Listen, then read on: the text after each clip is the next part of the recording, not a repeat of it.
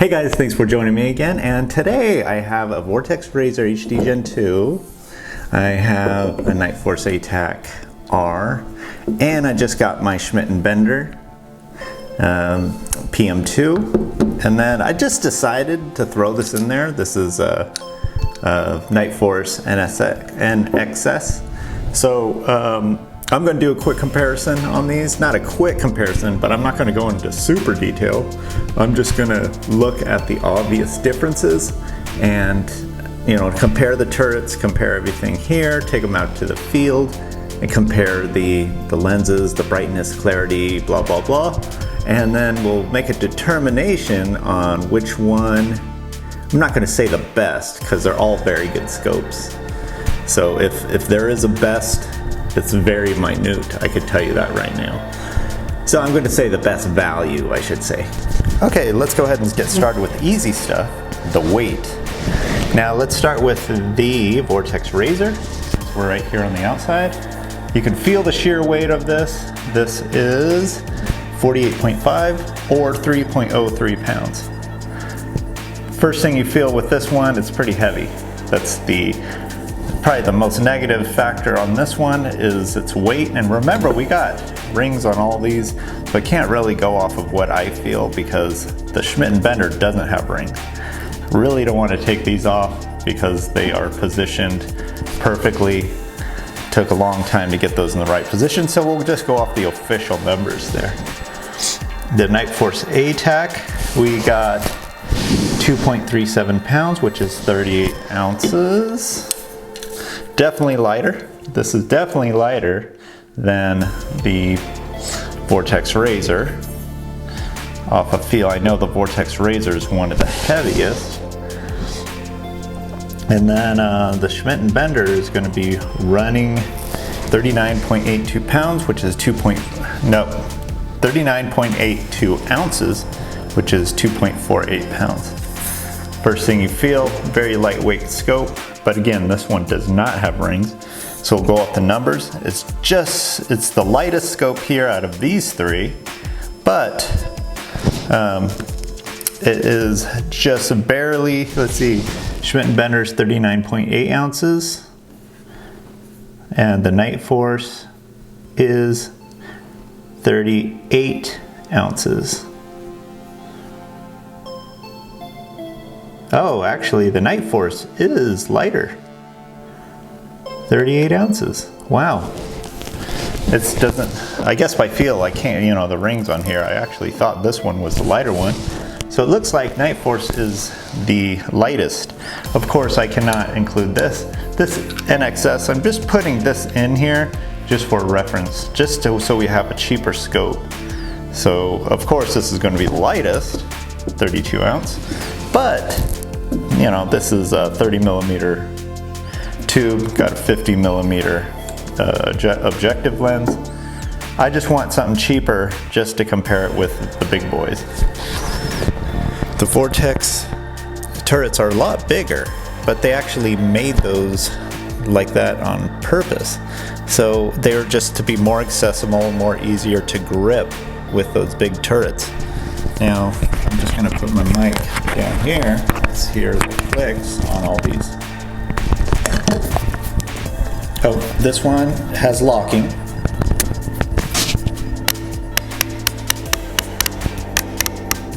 Very nice, clean, crisp clicks. Nightforce. Very soft. These are very soft. Semi-clean clicks.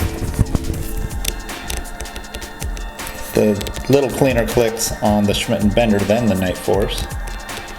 But the grip, I like the grip better on the Nightforce. They're just, actually, I like the grips the best on the Vortex. The grips on the Nightforce, I like the Schmidt Bender probably the least. Click values, Vortex hands down.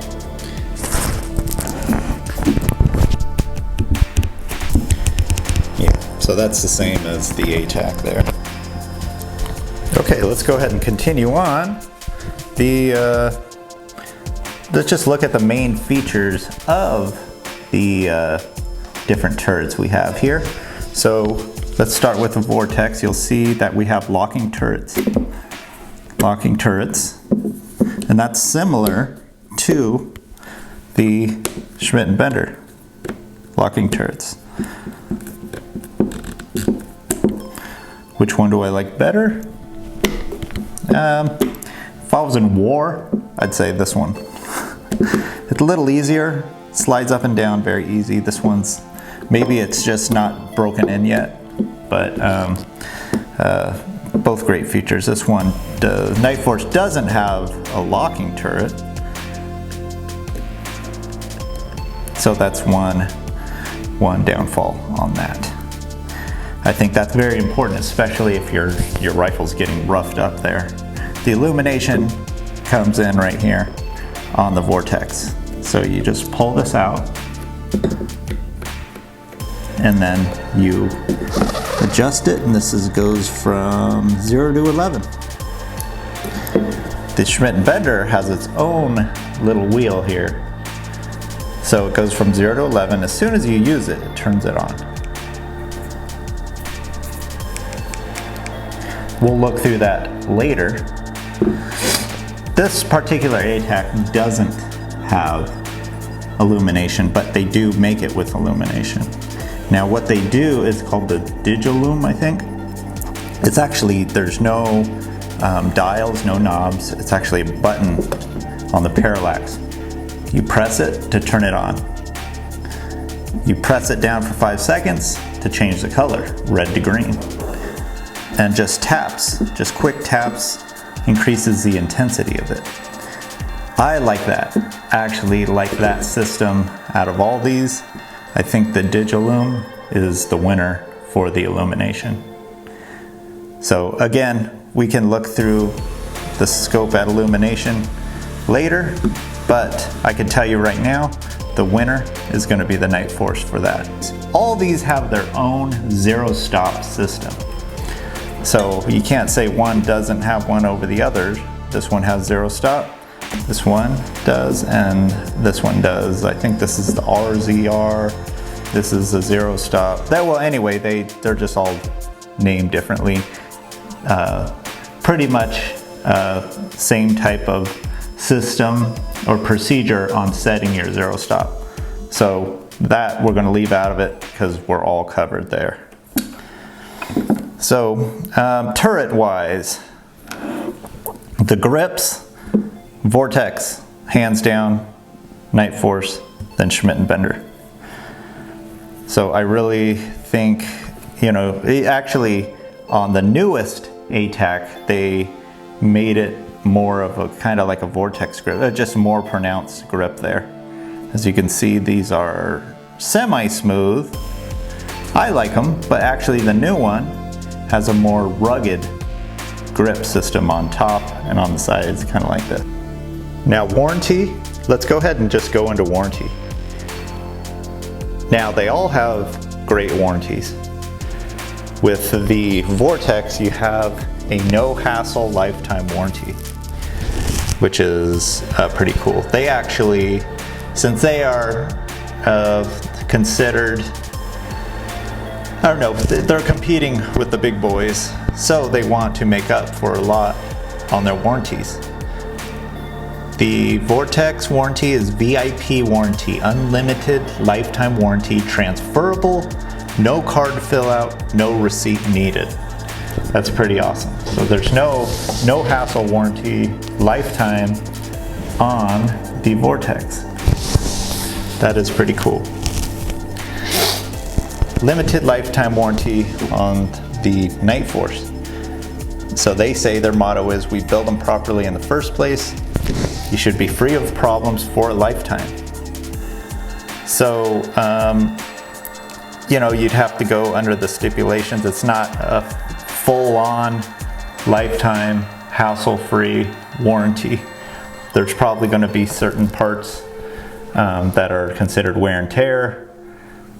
It's not going to be as easy as the Vortex. Schmidt Bender. The Schmidt Bender comes with a 30-year limited lifetime transferable warranty, and this only applies to the PM2, so don't apply it to other series of Schmidt Benders like the Zenith Classic or the Hungaria series, because it's only for the PM2. So it's 30 years. Of course, there's going to be stipulations, and I'll post that up top.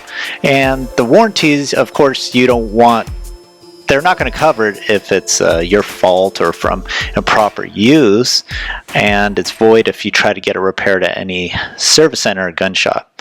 So they're a little bit more picky. Same with Nightforce. When I read on the forums that things tend to get denied or they have problems with the customer service.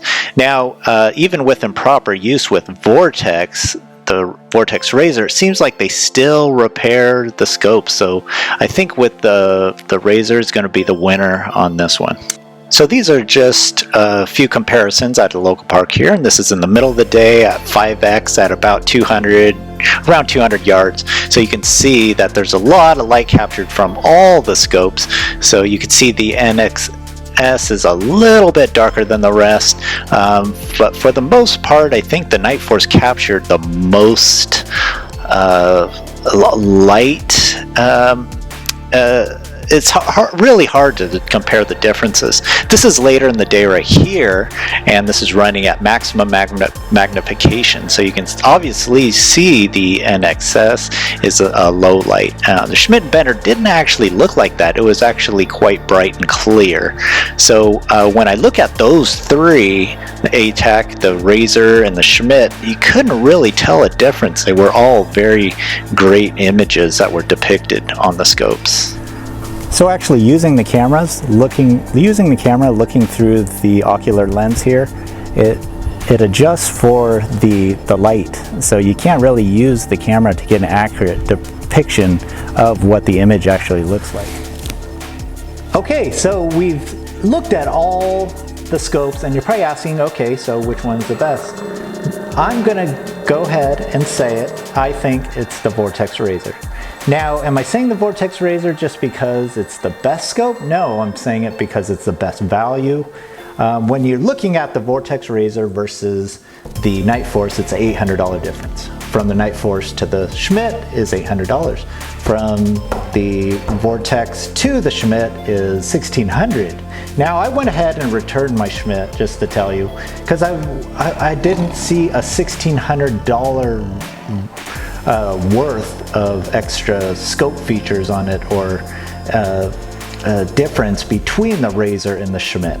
So I do admit in the beginning of the video, I had, or even before I got my Razor, I had a negative view against the Razor, because with a little more money I can get the Nightforce. But now that I've really looked at them and shot my rifles through all the scopes, I really like the Vortex, and actually it's one of my favorites. So if I would buy another scope, I would probably buy a Razor or something new, maybe a Calls or something. But for this particular video, I'm going to say the Razor. I really like the Razor, and I was impressed with it. So that's going to conclude my video. Except I did want to tell you that when you're using a camera, that doesn't depict the actual image in the scope. I know a lot of people wanted, a video looking through the lens, but that's hard because all these cameras adjust for the light, the amount of light that's coming in and out of the camera. So it really doesn't depict the actual image. When I look at this video, I can see that, that's not what I saw when I was looking through these scopes. So anyway, that's going to conclude my video. I hope you enjoyed it. Please join me next time, and please subscribe if you like my video, and thanks for watching.